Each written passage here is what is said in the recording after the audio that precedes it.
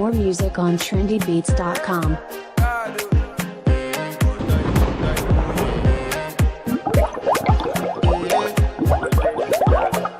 I want to flex my love, I want to impress, and I want to carry my love away to a place she loves. I'm a woman, I want to impress.